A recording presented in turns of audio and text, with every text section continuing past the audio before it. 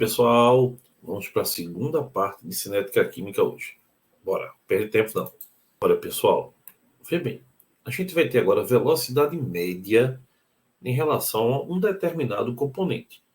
Então, a gente pode medir a velocidade com que o reagente é consumido, assim como a gente pode medir a velocidade com que o produto é formado. Por quê? Porque o reagente vai diminuindo a sua concentração pelo tempo. E já o produto vai aumentando a sua concentração com o tempo. Então, como é que eu vou calcular a velocidade? A velocidade do produto é a variação da quantidade pelo tempo. E a do reagente? Também a quantidade pelo tempo. Mas, Gustavo, por que tu botasse um sinal negativo? Entenda, porque a relação aqui vai ser negativa. Porque como ele é quantidade de reagente, o reagente não vai diminuindo, então a variação é negativa. Para a velocidade não ficar negativa, a pessoa, oxe, por que deu negativo? O negativo é o sentido que está o quê, pessoal? Diminuindo. O negativo, ele é um sinal químico para dizer que a quantidade está diminuindo. É lógico que não existe quantidade negativa. Menos 10 gramas, menos 1 mol. Não existe. Mas esse menos é apenas para dizer que ele está diminuindo. Então, por isso que a gente bota um menos na frente, para não ter esse mal entendimento na hora da resolução da questão. Mas entenda, o reagente ele vai sendo gasto, então ele vai diminuindo com o tempo. Aqui tem uma questão bem legal. Ó. Abaixo é mostrada a equação de decomposição da água oxigenada, H2O2, dando água e meio mol de oxigênio. Aí ele diz, a decomposição foi realizada em determinadas condições e mediu-se a massa de água oxigenada remanescente a intervalos de tempo regulares. Com os dados obtidos, montou-se a tabela. No tempo 0, eu tinha 300. No tempo 3, 204. No tempo 6, 136. E assim vai, né? Aí ele diz, ó, a velocidade média de decomposição da água oxigenada em mols no intervalo de 0 a 3 minutos é de aproximadamente entre 0 e 3. Olha para aqui, pessoal. A massa, que era 300, passou para 204. Ligue-se, tá? Velocidade vai ser quanto? 204 menos 300 dividido por 3 menos 0. Mas, Guga, vai dar negativo aqui, né? Pessoal, é reagente. Reagente sempre dá negativo, mas eu já boto o sinal na frente, lembra? Aí, olha, 32 gramas por minuto. Mas ele não quer em grama, ele quer em mol.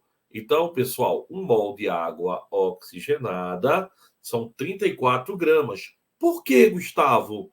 Oxigênio 16. 16 vezes 2, 32. 32 com 2 do hidrogênio, 34, né? Logo, 32 gramas por minuto, eu passei para segundo. Né? 1 minuto tem 60 segundos.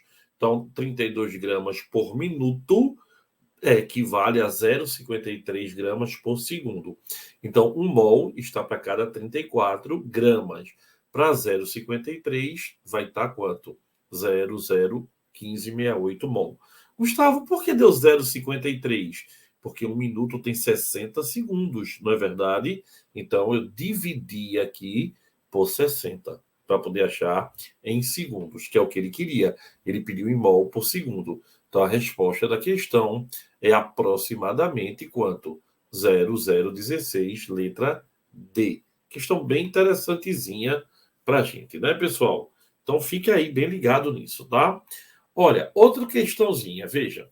Para usar a expressão velocidade média, né, o número de mol pelo tempo, né, na variação, e a unidade geralmente é mol por litro, quantidade de matéria, né? Então, pessoal, lembre-se, reagente diminui, produto aumenta, né? Então, pessoal, a velocidade com que uma reação ocorre é uma grandeza escalar, ou seja, ela precisa somente de um valor numérico com uma determinada unidade.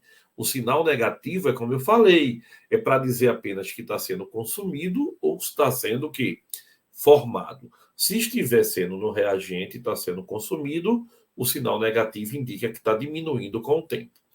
Gustavo, e a velocidade instantânea? Olha, a velocidade instantânea, ela é a tangente quando eu tiver concentração pelo tempo.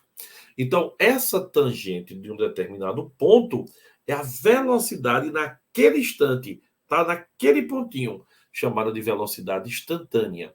Pessoal, quanto maior a inclinação da tangente, maior a velocidade instantânea.